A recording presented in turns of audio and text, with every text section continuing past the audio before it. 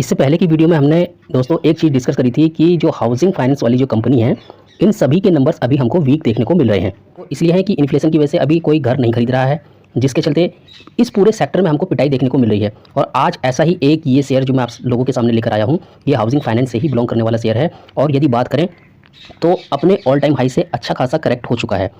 एक समय पे 1000 रुपये के आसपास स्टॉक का प्राइस पहुंच चुका था।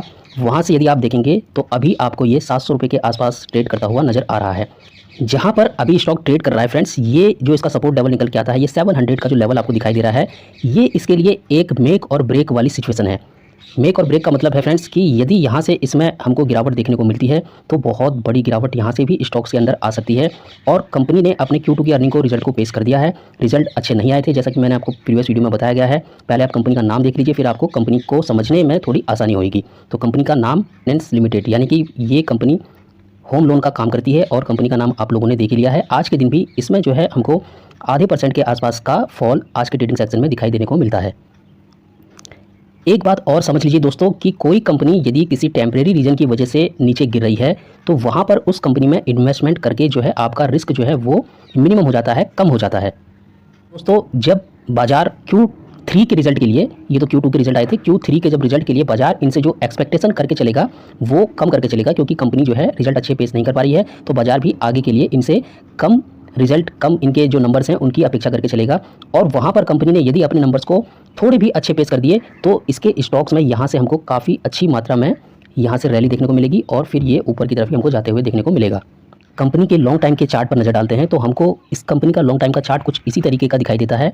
यहाँ पर आप देख के चल सकते हैं फ्रेंड्स कि यहाँ पर कंपनी में गिरावट थी, उसके बाद कंपनी यहाँ से अच्छी तरह से रिकवर होती है और कुछ समय के लिए जो है एक कंसोलिडेट पीरियड दिखाती है। उसके बाद कंपनी में फिर एक अच्छी रैली यहाँ से हमको देखने को मिलती है, जो कि ये आपको दिखाई दे रही है। ये कंपनी की अच्छी खासी रैली दिखाने के बाद कंपनी में फिर एक करेक्शन आता है, जैसा कि यहाँ पर विजिबल है, और कंपनी फिर जो है नीचे आ जाती है।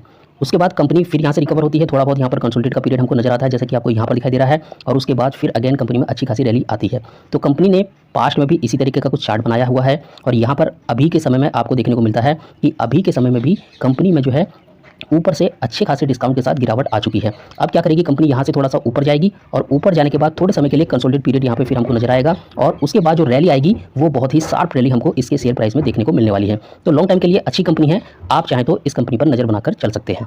रिलैक्सो फुटवेयर कंपनी के पीछे का फॉल का रीजन आपको पता ही है, कंपनी जो इतना गिर रही है उसके पीछे का आपको पता ही है कि इसके जो Q2 के नंबर थे वो कोई खास हमको देखने को नहीं मिले थे। जैसा कि यहाँ पर भी आपको मैं एक बार बताना चाहूँगा कि यहाँ पर आपको विजिबल है कि 54% के साथ में बाजार की जो एक्सपेक्टेशन थी उसको कंपनी ने मिस किया है। यानी 54% के साथ में जो है बाजार की जो एक्सपेक्टेशन कंपनी को लेकर थी वो कंपनी उतने अच्छे नंबर पेश नहीं कर पाई और 54% के साथ में जो है कंपनी बाजार के एक्सपेक्टेशन के नंबर को मिस करती हुई हमको नजर आ रही है। अब आने का पीछे का एकमात्र रीजन है कि इसके जो रॉ मटेरियल के प्राइस हैं वो बढ़ चुके थे और जिसके चलते जो है इसके जो प्रोडक्ट है उनकी बिक्री उतनी नहीं हो पा रही है जितनी कि पहले हुआ करती थी। और रॉ मटेरियल के प्राइस के बढ़ने के चलते इसके जो प्रोडक्ट हैं वो अभी जो है अगर उनकी सेल्स आ भी रही है तो ये कंपनी जो है रॉ मटेरियल का प्राइस बढ़ चुका है, जिसके चलते ये जो है अपने प्रोडक्ट में से मार्जिन नहीं निकाल पा रहे हैं, जिसके चलते इसके शेयर प्राइस में कल हमको एक फ्रेश लो देखने को मिला था, जो कि इसका 52 वीक का फ्रेश लो था 910 रुपये का। और अभी के समय में स्टॉक जो है वो अपने 52 वीक लो के आसपास ही हमको ट्रेड करता हुआ नजर आ रहा है। ऊपर से गिरावट को यदि हम देखें तो 1500 रुपये के आसपास प्राइस जा चुका था एक समय में शेयर का, और वहाँ से हमको अच्छी खासी गिरावट इसके स्टॉक में भी देखने को मिल रही है। टेम्परेरी प्रॉब्लम है, जैसा कि मैंने आपको बताया है कि टेम्परेरी प्रॉब्लम के चलते यदि आपको कोई स्टॉक सही भाव पर, सस्ते भाव पर मिलता है तो आपको ऐसे में जो है उसको खरीदना चाहिए। ऐसे में आपको लालची होना पड़ता है, तभी जाके आपको फेयर के माहौल में ऐसे स्टॉक्स को खरीदना चाहिए। और फ्रेंड्स ऐसा नहीं है कि ये स्टॉक यहाँ से रिकवर नहीं होएगा, ये स्टॉक जैसे ही बाजार का सेंटीमेंट ठीक होएगा, रॉ मटेरियल के प्राइस जैसे उसमें डिक्लाइन देखने को मिलेगी और ये कंपनी फिर से एक नया हाई लगाएगी, लेकिन उसके लिए आपको थोड़ा सा समय देना पड़ेगा, थोड़ा सा टाइम देना पड़ेगा। अब इस कंपनी में एक चीज़ और है फ्रेंड्स, ये कंपनी जो है नॉन फुटवेयर सेगमेंट में जो है मार्केट की लीडर है और कंपनी जो है कम प्राइस में अपने माल को, अपने प्रोडक्ट को सेल करती है। इस कंपनी की गिरावट के पीछे के और भी रीज़न है, जैसे कि इनपुट कॉस्ट का बढ़ना, जीएसटी जो 5% पहले लगा करती थी वो अभी के समय में 5% से बढ़कर 12% के आसपास हमको देखने को मिलती है। तो ऐसे काफ़ी सारे जो फैक्टर हैं जिसके चलते शेयर अभी डाउन है, लेकिन आपको डाउन में ही इन्वेस्टमेंट करके चलना होगा, तभी जाके आप लॉन्ग टाइम में अच्छी वेल्थ जो है क्रिएट कर पाएंगे। अब अभी के समय इस स्टॉक्स में क्या करना है, सबसे पहले तो जो शॉर्ट टाइम के इन्वेस्टर हैं वो कृपया इस स्टॉक से दूर रहें, उनके लिए ये स्टॉक बिल्कुल भी सही नहीं है, क्योंकि अभी के समय हो सकता है कुछ समय तक कंपनी का शेयर प्राइस जो है वो एक ही रेंज में हमको ट्रेड करता हुआ नजर आए। और अच्छी कंपनी के शेयर जब कोई ना कोई बैड न्यूज़ होगी तभी जाके आपको नीचे मिलेंगे। अब ऐसा तो है नहीं कि इस कंपनी में सारी चीज़ें पॉजिटिव चल रही हैं और इसका शेयर प्राइस आपको नीचे मिलेगा। जब सारी चीज़ें पॉजिटिव होने वाली होंगी उससे पहले ही इसके शेयर प्राइस में काफ़ी बड़ी रैली हमको देखने को मिलने वाली है और तब ये प्राइस आपको कभी भी दोबारा से इसके शेयर में नहीं देखने को मिलने वाला है। ये जो पीरियड है फ्रेंड्स, ये कंसोलिडेट कब तक करेगा, तो इसके लिए जो है हो सकता है कि आगे आने वाले क्वार्टर भी मुझे लगता है इसके वीक आने वाले हैं। तो जो शॉर्ट टाइम के इन्वेस्टर हैं वो कृपया इससे दूरी बना कर रखें और जो लॉन्ग टाइम वाले हैं यदि उनको कुछ ऐड ऑन करना है, बाय ऑन डिप करने की स्ट्रेटजी को अपनाएं और लॉन्ग टाइम वाले इस लेवल्स पर जो अभी के समय में ट्रेड कर रहा है शेयर प्राइस, तो यहाँ से धीरे धीरे इसमें खरीदारी करने के बारे में सोच सकते हैं।